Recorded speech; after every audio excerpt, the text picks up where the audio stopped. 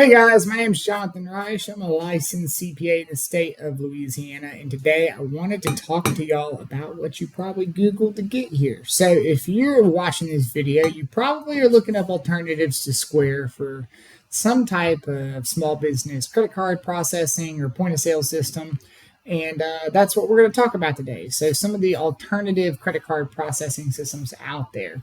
Um, there's a reason everyone uses Square. It's really good at what it does, but it's kind of hard to find alternatives out there. Um, and that's with me surfing Reddit and doing some Googling. Like, it seems like Square just kind of dominates the space. And so I've worked with a couple other systems with some of my small businesses that have seen success with these systems. And so I wanted to bring them to y'all's attention today and talk about those.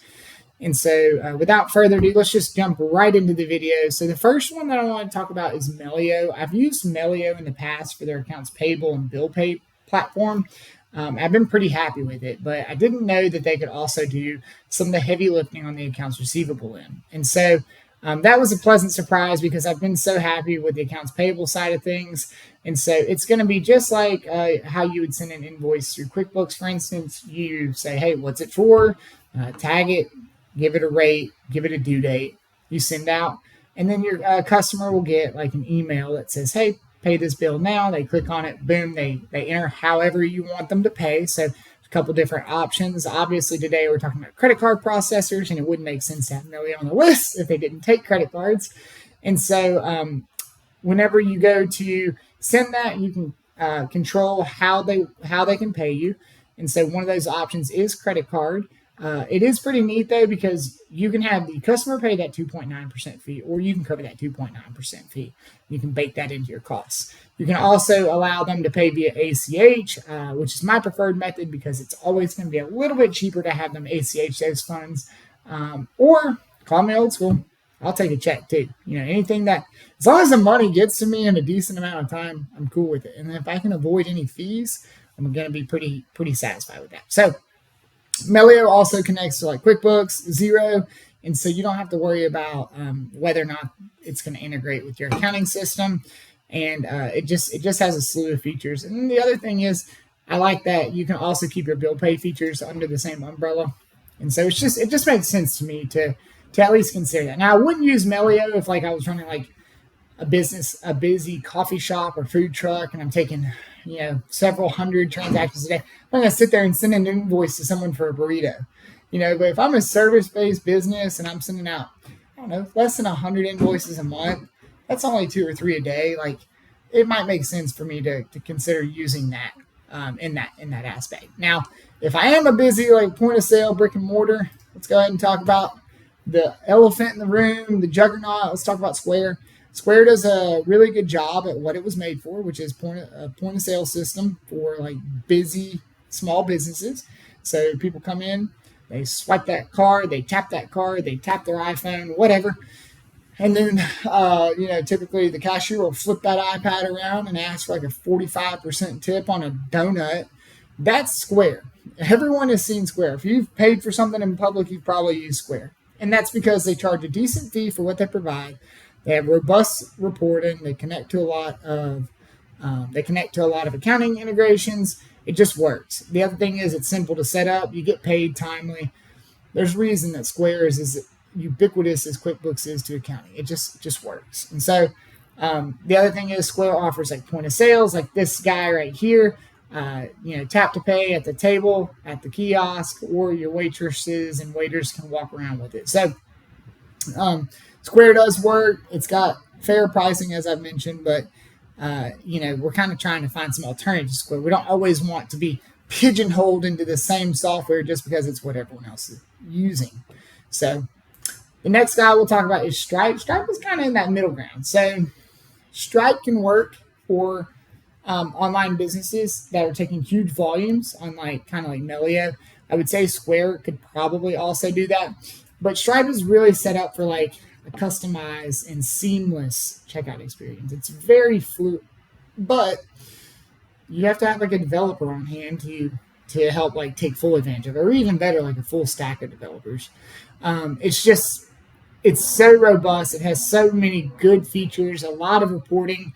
But Stripe can be overwhelming for most small businesses. Unless you're like very tech forward, very tech savvy, maybe you're offering something as a service, whether it be software as a service or some type of service as a service where you're going to be billing monthly. Stripe is probably going to end up being too much for your small business, even though it is nice. It creates a nice checkout experience, but it's just not.